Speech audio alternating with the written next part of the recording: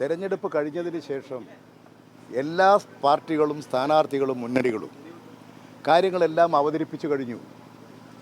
അതുകൊണ്ട് അത് ഇവിടെ നിറഞ്ഞു നിൽക്കുകയാണ്. ഇനി അതിൻ്റെ മേലെ നാളെ എണ്ണി തിട്ടപ്പെടുത്തും. പിന്നെ ഇപ്പോഴൊരു ആ വാർത്തയ്ക്ക് വലിയ പ്രാധാന്യമില്ല. അവസാന ഘട്ടത്തെ കണക്കെടുപ്പും കാര്യങ്ങളൊക്കെ എല്ലാം അതാത് ആ കണക്കുകളും സ്ഥിതിവിവരങ്ങളും പറയാൻ കഴിയുക അതാത് മണ്ഡലങ്ങളിലാണ്.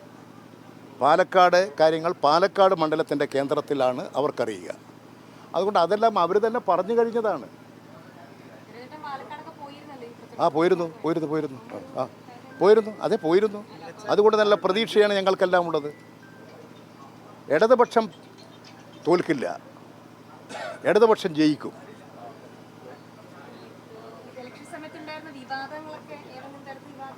അതെല്ലാം വിവാദമുണ്ടാക്കിയ ആളുകൾ തന്നെ പരിശോധിക്കുക. കഴിഞ്ഞ ദിവസം ഈ ആത്മകഥാ വിവാദത്തിൽ പോലീസ് മൊഴിയെടുക്കാൻ വേണ്ടി ജയരാജന്റെ മൊഴി എടുത്തിരുന്നു. അപ്പോൾ ഈ നേരത്തെ പറഞ്ഞതുപോലുള്ള കാര്യങ്ങൾ തന്നെയാണ് പോലീസിനോട് പറഞ്ഞത്. പിന്നെ പുതിയ കാര്യം പറയൂ. ഉള്ള കാര്യം സത്യസന്ധമായി എൻ്റെ കാര്യങ്ങൾ എനിക്കറിയാം, എപ്പോഴും എൻ്റെ ഓർമ്മയിലുള്ളതാണ്. അത് ഞാൻ പോലീസിനോട് സ്റ്റേറ്റ്മെൻറ്റ് കൊടുക്കും. ഞാൻ പരാതി കൊടുത്തു, പരാതിയുടെ അടിസ്ഥാനത്തിൽ സ്റ്റേറ്റ്മെൻറ്റ് കൊടുത്തു, പോലീസ് ആ സ്റ്റേറ്റ്മെൻറ്റ് എടുത്തിട്ട് പോയി. അതൊരു നടപടിയുടെ ഒരു അന്വേഷണത്തിൻ്റെ ഭാഗമാണ്.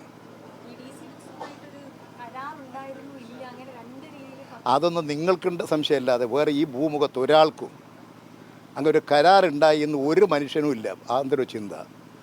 പിന്നെ ഇല്ലാത്തൊരു ചിന്തയെക്കുറിച്ച് ഇങ്ങനെ പറഞ്ഞിട്ട് എന്താ കാര്യം? ഒരു പുസ്തകം തയ്യാറാക്കിയാലല്ലേ, അത് പൂർത്തീകരിച്ചാലല്ലേ അത് എന്ത് ചെയ്യണമെന്ന് തീരുമാനിക്കലും കരാറ് കൊടുക്കലും ഒക്കെ. കരാറ് കൊടുക്കണമെങ്കിൽ 4-5 കരാറുണ്ട്. ആ പ്രോസസ്സൊക്കെ കഴിഞ്ഞിട്ടേ കൊടുക്കാൻ സാധിക്കൂ. എനിക്ക് തോന്നുന്നു നിങ്ങൾക്കത് അറിഞ്ഞുകൂടാത്തതുകൊണ്ട് നിങ്ങൾ ചോദിച്ചതായിരിക്കും.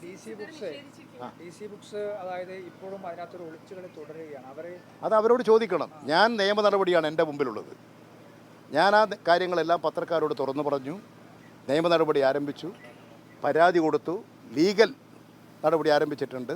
ഈ നടപടികളെല്ലാം മുന്നോട്ട് പോയിക്കൊണ്ടിരിക്കുകയാണ്.